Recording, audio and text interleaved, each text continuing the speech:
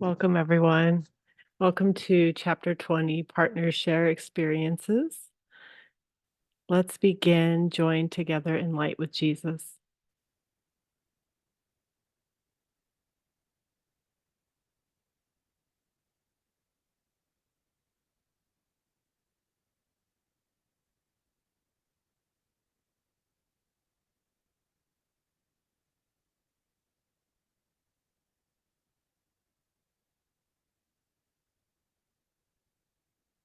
So the purpose of this session is just for everyone to share what they're learning from Jesus with their partner as he's been guiding them to miracles, what desires they've been looking at, what he would like you to share about what you're learning. And this has just been an opportunity to look consistently with him at desires to deny divinity with a partner and release those to miracles. And what he's been showing me is the defensiveness that can come up and just how quickly that defensiveness can be laid down with his help and guidance and love and patience and lots of devotion in looking.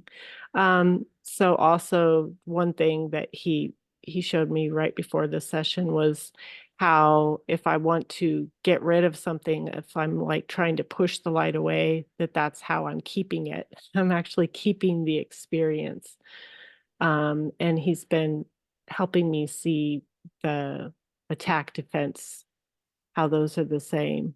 So I've been going deeper with that and just, opening up to looking at that with him and really just appreciate everyone that's been joining to look and keep joining and staying in the program and just seeing the fruits of the looking.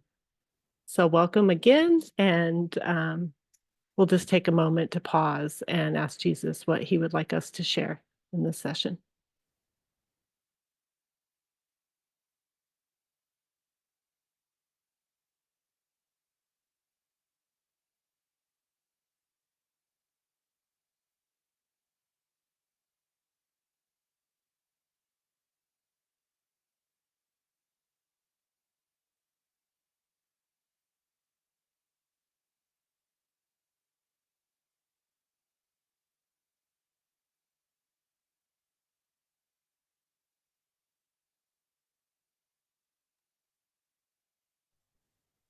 Yeah, I'll begin, Renee. This has just been chapter 20 is a very powerful program in the commitment and willingness to join with my brother and to look deeply. You know, there's so much buried garbage in the mind that I would have no idea about. And I remember when I first heard about this, I'm like, what's chapter 20? And it was pointed out that it's in the book, Jesus, a New Covenant. Chapter 20 has 80 plus desires that Jesus guided from, to be brought in from A Course in Miracles, and deep, deep desires that need to be looked at and removed. And so I've had several partners. And what I'm noticing, what I've been seeing is that it continues to open up my mind to welcoming the voice for God, even though the ego is throwing a constant tantrum. It's allowing me to see that I do have the power to say no to it. And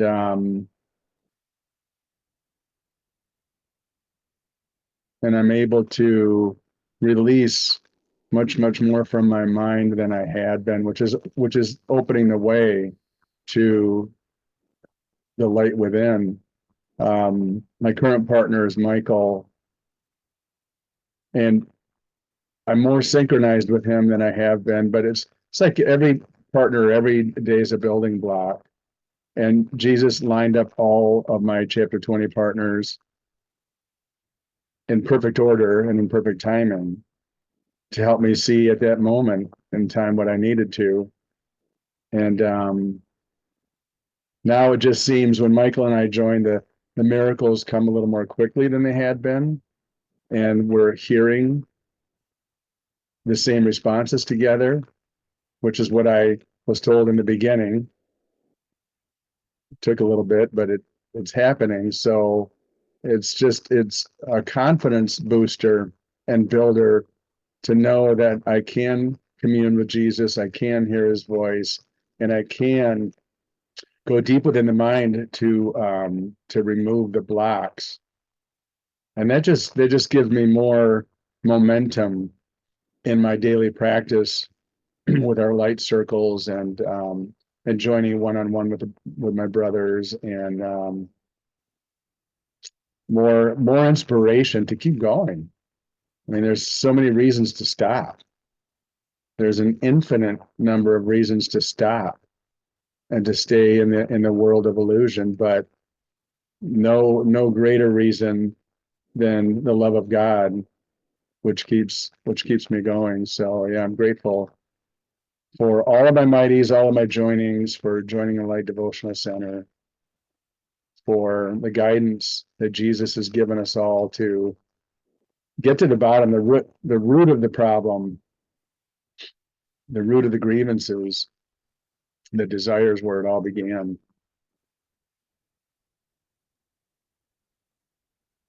Yeah. I'll just keep being reminded the Buddha said desirelessness is nirvana. So that's the answer. All right. Thank you.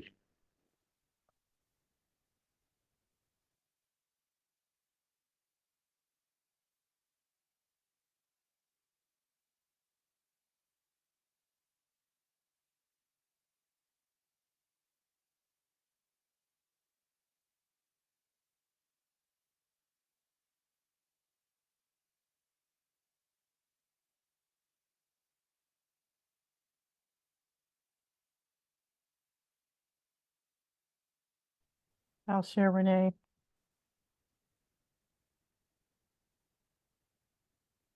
There's something very powerful that takes place in the commitment between two people to join together to see what's true. There's something very powerful in that.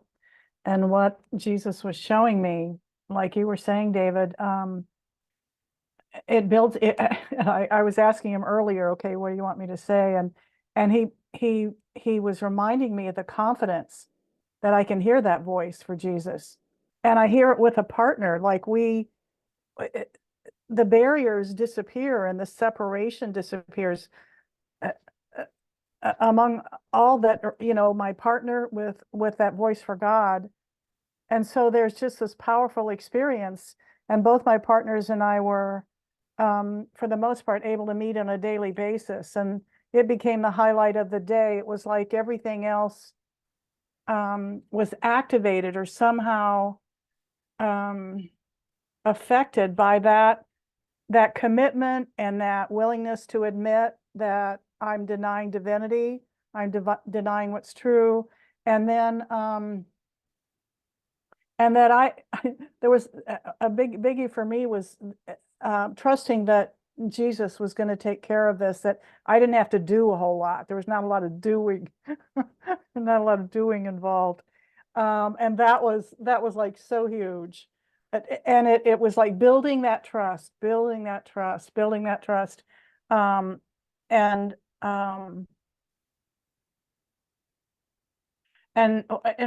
what I'm hearing is just it's the celebration of joy. Sometimes it doesn't feel like it. It's like there's kicking and screaming. I don't want to accept him. I don't want to see this differently. How can I possibly see this differently? But there becomes this joy about it all. And there's a celebration about it all. Thank you.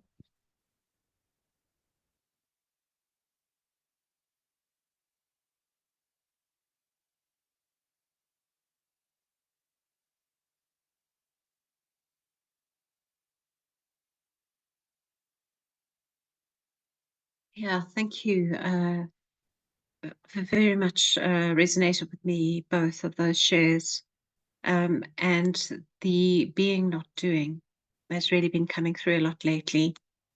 And for that, sort of working less at it and somehow yet being in it, relaxing in it. That has been coming up for me in the chapter 20 joinings. And trusting and getting the miracle. I'm very grateful for our joinings. I'm very grateful for that time slot that Jesus found for us. And very grateful for tuning in with my partner at those times in a way that just deepens the practice for me. So it was so valuably. We were working on the desire to give in order to get, and were shown this week, and it was shown by Jesus how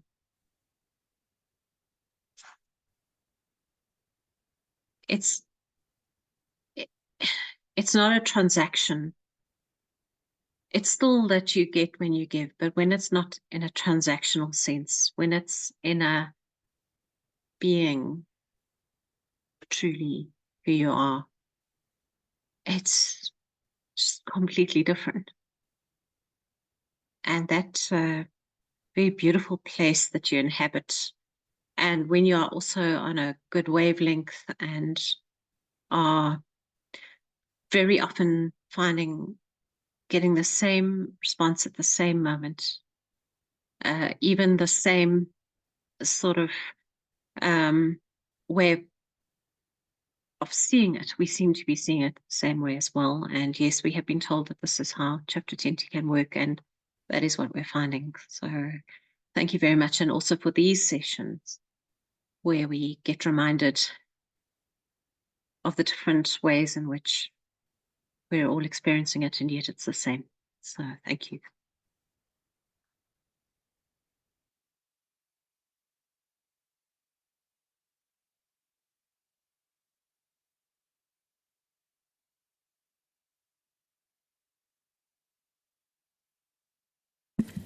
Does anyone else have anything they would like to share about maybe specific desires, what you've learned from Jesus about specific working on different desires, how to get through these desires, what seems to hold up from clearing desires to miracles? I'll share on that one. I'm not sure. I wasn't here last Saturday or the last time we joined, and I'm not sure if Sue shared it, but Sue and I, when we are together, we were in a desire for desire for the experience of pain, and we both can either see it or experience it. And when we were joining, it actually, the first time this ever happened to us, that we did not get a miracle the first time. We did not get a miracle the second time. And on the third time we did, we're really ready for it then. But in what we did end up doing is just joining in the quietness. And we just felt if we just leave it alone and let it work its way out, it actually did. And it was just beautiful that both of us come to the same ideas through our joinings, what will work. And it's usually a very fast flow, but that particular desire was a little bit of a challenge for both of us. So we are grateful for when it did pop up on the third time. Thank you.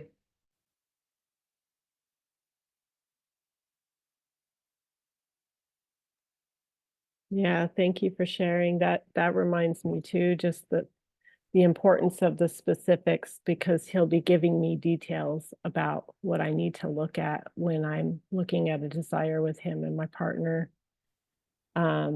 Sometimes I write that down, and sometimes I just sit with it. But really what I found very helpful is to see the relishing, how much I want the desire. And seeing that I want it more than God. That's always really profound, because it can seem like, no, I don't want this. Like, why would I want this? And then there's the questioning comes up, but he's been gently guiding me to just come back to the desire and the relishing of it, just seeing that with my partner in innocence, that there's no guilt there whatsoever. It's just neutral looking at the desire. And then it releases very quickly with that. Thank you.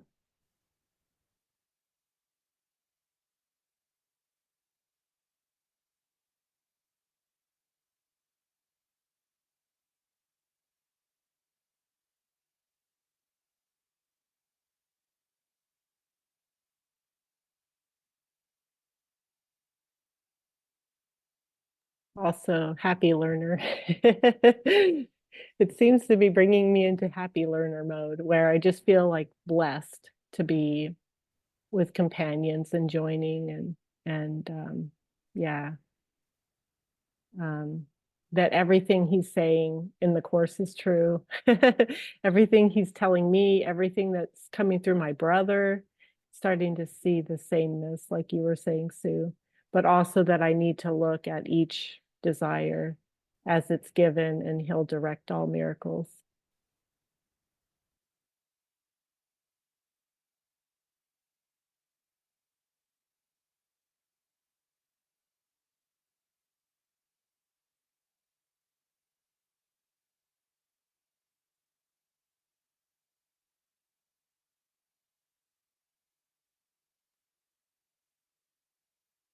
Okay, thank you. Is there anyone else that would like to share about a desire? One of the questions that Kay mentioned.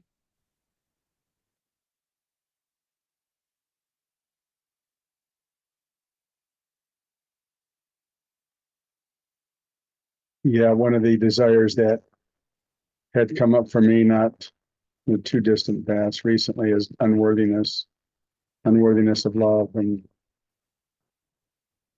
seeing how this has blocked me and caused severe pain. But yet it was something Jesus had to point out with his laser pointer underneath the pain that was going on, to show me that it was a deep hidden desire that needed to be looked at. So that's in process, but it was a beautiful directive by Jesus. Yeah. Was there any secondary gain that he pointed out to you? Yeah, I mean, powerlessness, but then on the Or other power, like you wanted power? side, power too. Mhm. Power and belief in that this is my salvation. Yeah, I get safety a lot with his desires. Thank you. Thank you.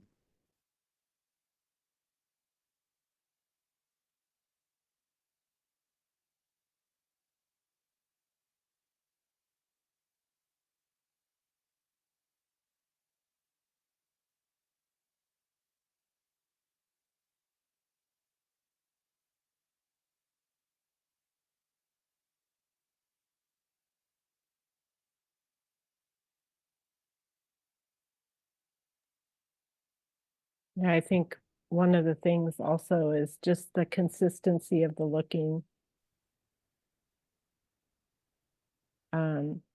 Seeing the value of that, and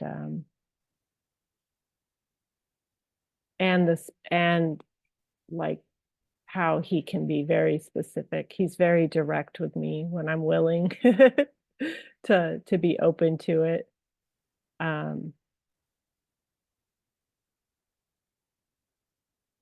So it's like going all the way, taking it all the way until he says that like the healing has occurred.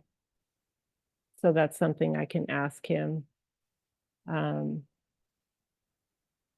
Yeah, and he's just been encouraging all course students to join and look at the desires and release them to miracles. Look at the desires given in chapter 20. So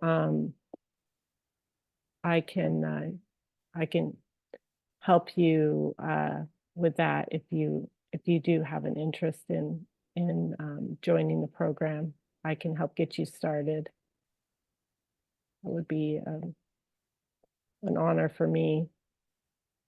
And thank you all for being here to share your experiences. It is direct experience. It's direct and it's unsparing, but it's that laser focus that I need for myself to stay focused on God as my one goal, and see that that's a shared goal. That's a collaboration with my brothers in Jesus' plan.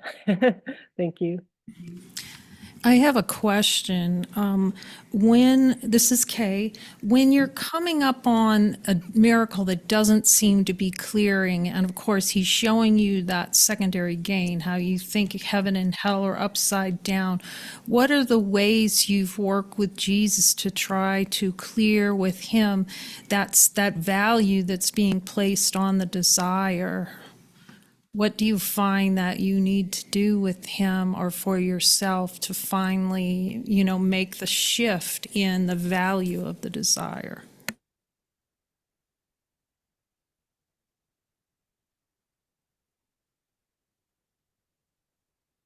For me, I will answer when Sue and I were going through that period of time, we both agreed to just be gentle with ourselves and just let it come. And I asked Jesus because I do have experienced pain, and just to keep showing me, asking me.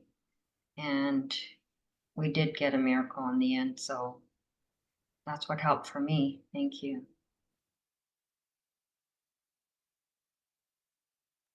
Yeah, he shows me the flip of heaven and hell and how I have, like, I think that I'm going to get peace through the desire.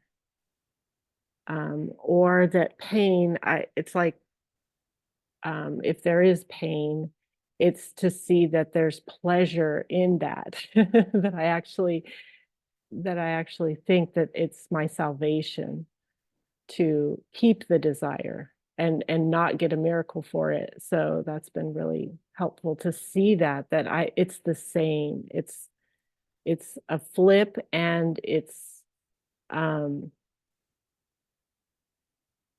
like what I think I don't want, I actually want more than God. I don't know, that's kind of coming back to where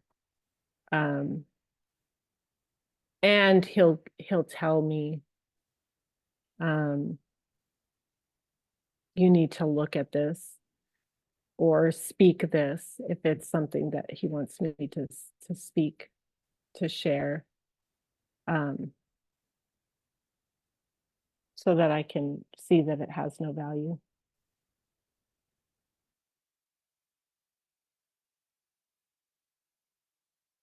Thanks, Renee. Anyone else have things that they've discovered with Jesus on getting to what Renee's calling the flip, which is really the holdup in the miracle, right? He's trying to help us collapse time to the miracle. And if we think that desire is valued, it's like a miracle block. So it feels helpful to share those experiences you've had where it's like, really dropping the value of these desires or having Jesus kind of show you that's not really valuable. Yeah, I'll speak to that, Kay. Two questions that may or may not come up in the chapter 20, but certainly come up in the light circle are, do I value this desire more than I value the love of God?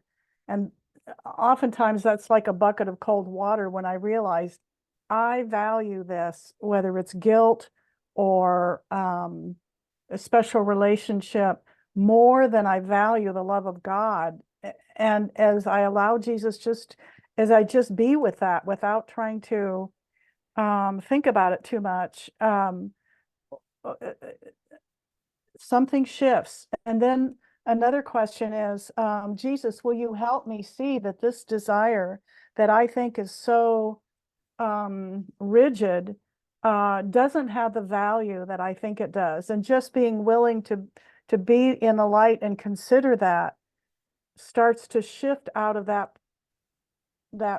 flip of where I'm confused about what is valuable and what is valueless. And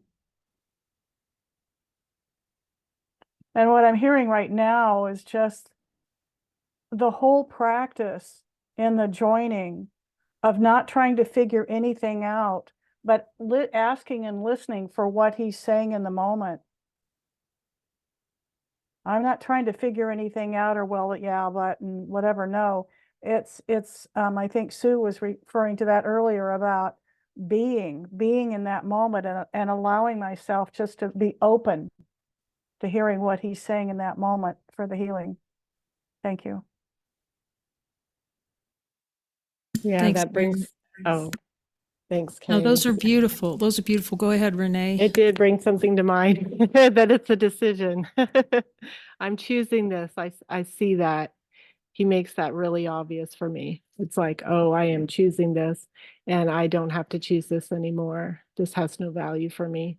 So, I mean, that's that's where it starts to get really light. And then sometimes there's some laughter. So he gives me something funny to lighten the mood, to just show me that it really doesn't, it is, I was making a mountain into a molehill. I was the one that was making it, you know, putting it against myself in a way, like that it's a self-inflicted experience. Thanks. Yeah, and I'll just add on. When I go into looking, I have a deep commitment that I want a miracle, period. Even though the ego doesn't want it, I do. That's why I'm there.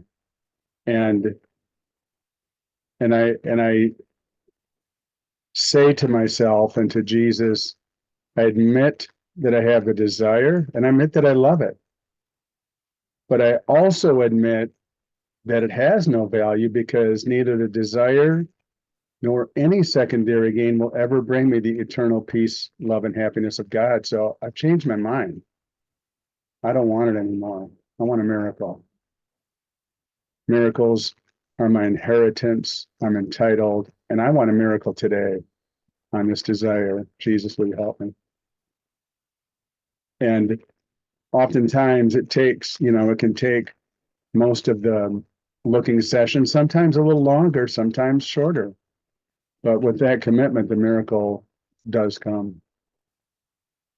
Thank you.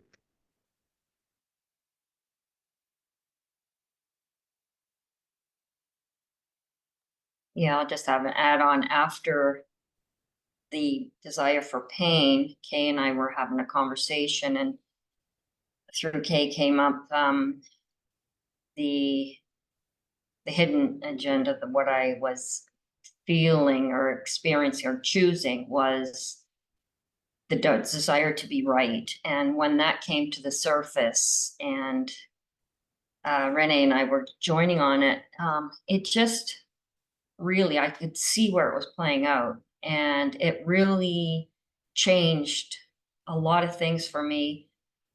In hearing Jesus' voice, I thought, wow, I wanted to be right. So if I'm right, there you go, you're right. And so it's there. So that really did come out of that period of time that we couldn't get the desire on the pain. So thank you.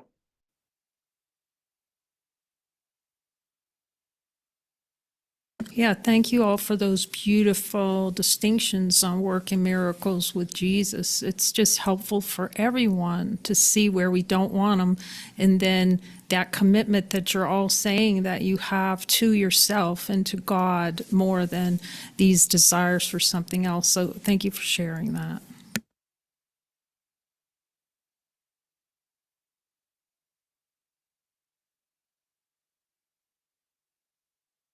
Yeah, it's a deep love.